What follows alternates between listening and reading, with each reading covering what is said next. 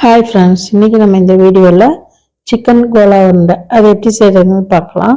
வாங்க வீடியோக்குள்ளே போகலாம்.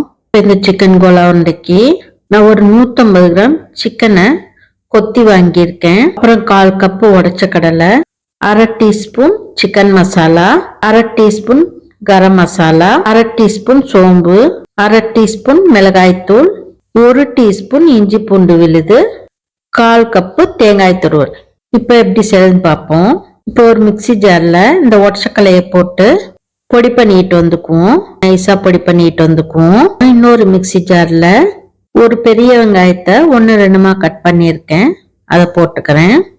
இது கூட இஞ்சி பூண்டு பேஸ்ட், சோம்பு, தேங்காய் துருவல் போட்டு கொஞ்சம் கொரன்னு அரைச்சிட்டு வந்துக்குவோம். ரொம்ப நைஸா அரைக்கணும்னு தேவையில்லை, கொஞ்சம் கொரன்னு அரைச்சிக்கிட்டா போறோம்.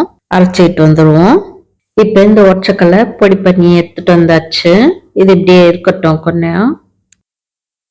இப்போ ஒரு பேஷன்ல நம்ம அரைச்ச இந்த தேங்காய் துருவல, தேங்காய் வெங்காயம் பேஸ்ட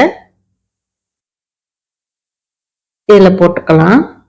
தண்ணி ஊத்தி அரைக்க வேணாம், ரொம்ப தண்ணி வெங்காயத்துல இருக்க தண்ணியிலே அரைச்சா போறோம். ரொம்ப நைஸாவும் அரைக்க வேணாம், கொரன்னு இருந்தா போறோம்.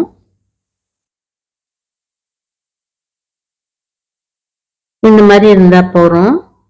கொத்தி வச்ச இந்த 150 கிராம் சிக்கன் கொத்துவ நல்லா தண்ணி எல்லாம் பிழிஞ்சிட்டு இதுல போட்டுக்கோங்க. அலசிட்டு வச்சிருந்த சிக்கன் கொத்துவ இதுல தண்ணியெல்லாம் பிழிஞ்சிட்டு போட்டுக்கோங்க. அப்புறம் ஒரு 1/2 டீஸ்பூன் கரம் மசாலா தூள், 1/2 டீஸ்பூன் மிளகாய் தூள், 1/2 டீஸ்பூன் சிக்கன் மசாலா,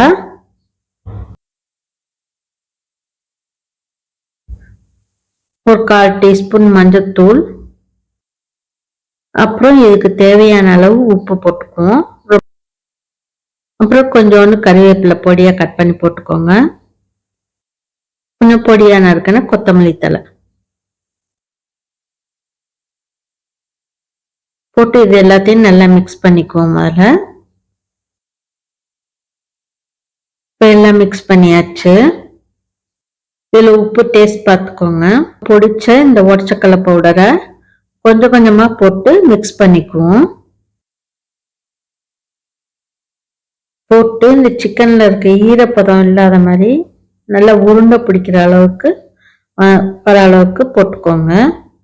அப்படி இந்த 1/4 கப்பு ஒற்றைக்கல்லை பத்தலை அப்படின்னு நினைச்சிங்கன்னா இன்னும் கொஞ்சோண்டு பொடி பண்ணி போட்டுக்கோங்க.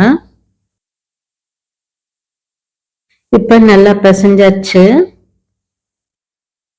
இந்த பிசைஞ்ச மாவுல நான் 1/4வாசி குழம்புக்கும் 1/4வாசி வறுக்கிறதுக்கும் எடுத்து வச்சிருக்கேன். இப்ப இந்த வறுக்கிறதுக்கு எடுத்து வச்சதை உருட்டிக்குவோம். இந்த பிசைஞ்சதை இப்ப நம்ம சின்ன சின்ன உருண்டையா ஃப்ரை பண்றதுக்கு உருட்டிக்குவோம். அது கையில எண்ணெயை தடவிட்டு சின்ன சின்னதா உருண்டை எடுத்துக்கோங்க.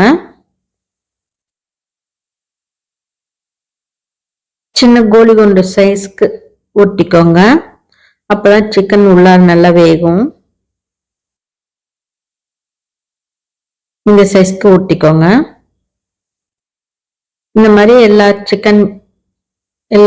சிக்கன் மாவு இதையும் ஊட்டி எடுத்துக்குவோம். இப்ப எல்லா கோலா உருண்டையும் ஊட்டியாச்சு. ஸ்டவ்ல எண்ணெயை வச்சு இதை பொரிச்சு எடுத்துக்குவோம். அதுக்கு ஸ்டவ்ல எண்ணெயை காய வச்சுக்குவோம்.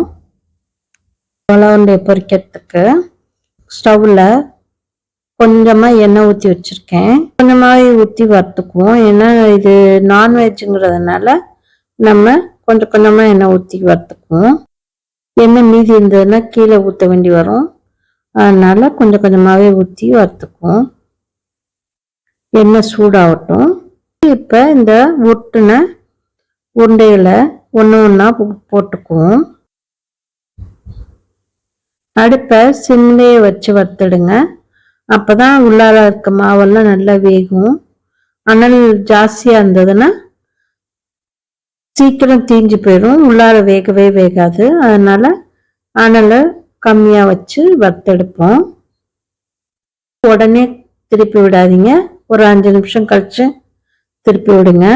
இப்போ 5 நிமிஷம் ஆயிடுச்சு. லைட்டாக இப்படி திருப்பி விடுவோம்.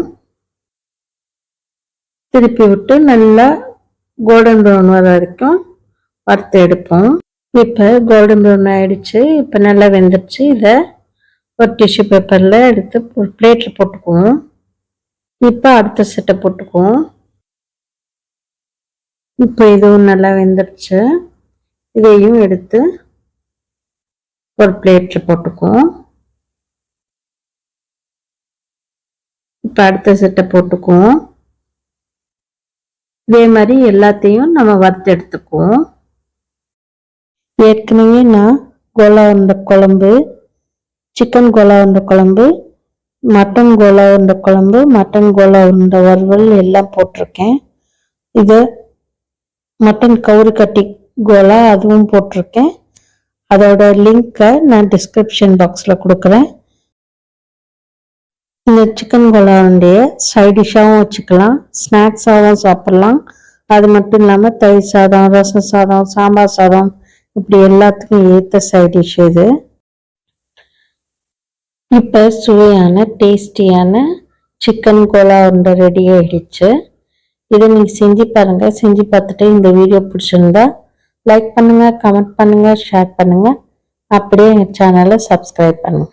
மறக்காமல் பெல் ஐக்கானை கிளிக் பண்ணுங்கள். அப்போ தான் எங்களோட ஒவ்வொரு வீடியோவும் உங்களுக்கு நோட்டிஃபிகேஷனாக வந்து சேரும். Thank you friends.